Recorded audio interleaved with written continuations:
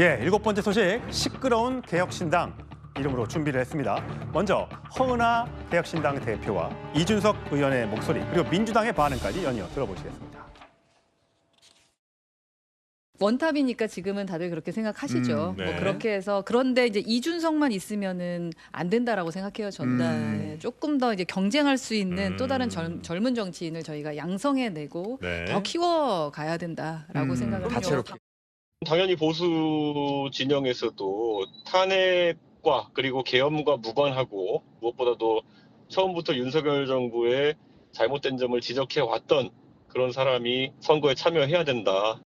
이준석 의원의 경거망동이 가관입니다. 관심사는 일찌감치 대통령 선거에 가 있습니다. 그런 권력 노름이나 하라고 국민께서 윤석열 탄핵을 요구하신 것이 아닙니다. 예, 성추인 부장. 세석 미니 정당인 개혁신당이 지금 갈등이 표면하고 있는데 짧게 정리를 해주세요. 지금 사실 그 표면화된 게 허은하 대표가 그 김철근 사무총장을 경질하면서 이제 문제가 된 건데요. 지금 뭐 사실 공방이 좀 이루어지고 있는 상황입니다. 양측의 입장이 다 나오긴 했으나 제가 봤을 때는 아직 당내에서 이거를 좀 더 들여다봐야 되는 시기이기 때문에 제가 명확히 누구에게 책임이 있다라고 말하는 건 좀 부적절한 것 같아요. 김철근 사무총장이 이준석 라인이라는 거죠? 그렇죠. 그렇기 때문에 그걸 경질했고, 근데 이제 뭐 허은하 대표는 뭐 김철근 사무총장이 전 사무총장이라고 해야겠네요. 전 사무총장이 좀 직권을 남용한 부분이 많다, 뭐 이렇게 주장을 하고 있고 예. 반대입니다. 허은하 대표가 직권을 남용한 것이다 서로 주장을 하고 있는 상황인데 사실 저는 이 문제에 대해서 이준석 대표가 허은하 대표가 결자 해지하라 이렇게 얘기했거든요. 예. 그러니까 좀 무책임한 태도죠. 이준석 의원이 개혁신당의 어떻게 보면 얼굴 아닙니까? 간판 예. 아닙니까? 그러면은 이런 갈등이 일어났을 때 본인이 이것을 좀 뛰어들어서 해결해주는 모습을 보여야 본인 차기 대선 출마도 사실상 공식화했는데 예. 이거에 대해서 정말 차기 대선감인 후보감인지를 보여주는 어떻게 보면 하나의 또 시험대라고 좀 보는데 예. 이것을 마치 자기 일 아닌 것처럼 결자 해지하세요라고 이렇게 마치 방관하듯이 얘기한 거는 좀 매우 부적절했다고 보고요. 예. 글쎄요, 저는 이 세석짜리 정당이라고 뭐 폄하하는 게 아니라 작은 정당도 관리하지 못한 사람이다라는 이 비판에서 자유로울 수 없는 이준석 의원이 이 문제를 이렇게 해결하면은 저는 차기 대선에도 아마 악영향을 끼칠 것이다. 예. 본인이 적극적으로 해결해야 될 것이다라는 지적을 하고 싶습니다. 예, 최소한 평론가. 허은하 대표, 사실 전당대회에 나가서 당대표 될 때도 대통령을 만드는 정당, 사실상 이준석 의원을 내가 돕겠다라는 슬로건을 가지고 당선이 된 거잖아요. 그럼 지금 이 허은하 대표와 이준석 의원의 이 갈등 딱 한 문장을 정리하면 뭡니까?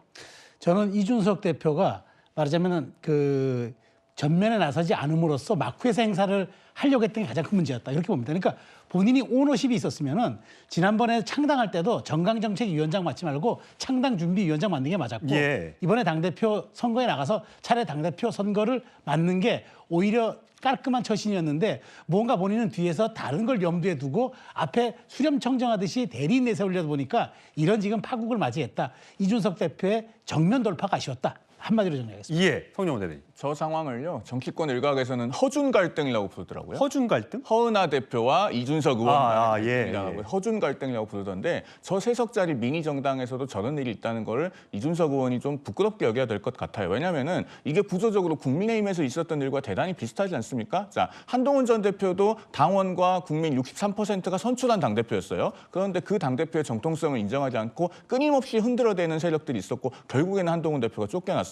자, 허은하 대표도 개혁신당에서 전당대회를 거쳐 선출된 당대표잖아요. 그런데 그 당대표의 권한을 놓고 계속 충돌이 벌어지고 있는 거예요. 그러면 개혁신당에서 그런 상황이 벌어졌을 때 과연 이준석 의원이 차후에 범여권의 대안이라고 본인이 주장할 수 있겠는가? 본인이 한번 깊이 돌아볼 문제라고 생각합니다. 예, 이준석 의원 사실 언론과의 인터뷰에서 내년에 이제 40세가 되기 때문에 만 40세가 되면 대선에 출마할 수 있기 때문에 사실상 조기 대선이 오면 본인도 출마할 수 있다는 의지를 내비친 상태인데, 자, 쓰레기차 가고 분뇨차 오는 상황이라고 비유할 상황이 올까 걱정된다. 여기서 쓰레기차라고 하면 윤석열 대통령의 탄핵을 의미하는 것 같고요.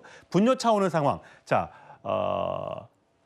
이재명 대표의 사법 리스크, 1심에서 유죄 판결을 받았던 이재명 대표를 겨냥 둘 다 치고 내가 대통령을 하고 싶다라는 뜻으로 읽히고 있습니다. 하지만 지금 말했던 것처럼 당내 갈등도 봉합하지 못한다면 그런 리더십으로 과연 대통령이 될 수 있을 것인가라는 의문점이 일고 있겠죠. 이준석 대표는 사실 그동안 이 세대 간을 갈라치게 한다, 남녀를 갈라치게 한다, 이런 비판을 많이 들어왔었죠. 자, 관련 발언도 들어보겠습니다. 노인 무임승차 폐지와 그다음에 여성희망 복무제 같은 경우에는 저희는 당연히 이 부분에 대해 가지고는 정책적 스탠스를 유지할 겁니다. 이준석 신당을 보면 캡사이신 범벅이 된 음식을 보는 것 같아요. 논란이 돼야 되고 관심을 끌어야 되니까 자극적으로 그 매운 양념인 캡사이신을 뿌리다가 이게 너무 과한 거예요. 이제는 못 먹는 음식이 돼버린 거죠. 예, 뭐 이준석 의원은 동덕여대 폭력 사태를 놓고도 비문명이라고 주장을 했다가 장혜영 전 정의당 의원이 칠불사에서 홍매화 씹는 게 더 비문명 아니냐라고 한 번 싸움을 벌였었고요.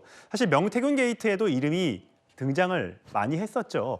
홍매화 실부사에서 홍매화 심은 것에 대해서 김영선 전 의원과 저 사진이죠. 저 새벽에 어른 땅을 삽으로 파고 있는 저 모습 때문에 오히려 명태균 씨와 관련된 이준석 의원이 뭐가 있는 것 아니냐라는 논란이 처음에 심하게 일었었습니다.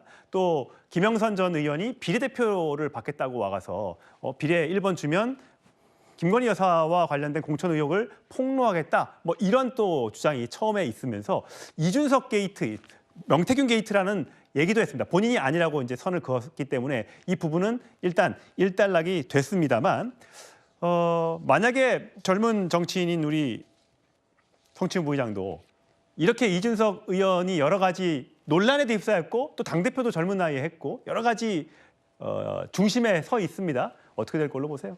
글쎄요, 저는 아까 반복돼서 말씀드리지만 이 개혁신당 문제를 해결하는 모습을 보여줘야 되고 방금 또 우리가 자료화면을 많이 봤던 것처럼 갈라치기나 이런 것들이 본인의 확고한 팬층, 팬덤 정치를 하는 데는 좀 긍정적 작용을 했지만 대선이라는 것은 이런 팬덤 정치만으로는 할 수 없습니다. 더 많은 사람들, 대중 정치인으로서 발돋움해야 되기 때문에 이준석 대표, 이준석 의원이 정말 그런 대중 정치인이 되고자 한다면 이런 갈라치기 정치보다는 좀 더 포용하는 정치, 또 색다른 젊은 사람이 할 수 있는 새로운 정치의 비전도 좀 제시를 해줘야 되는 건 아닌가라는 말씀드리고 싶습니다. 알겠습니다.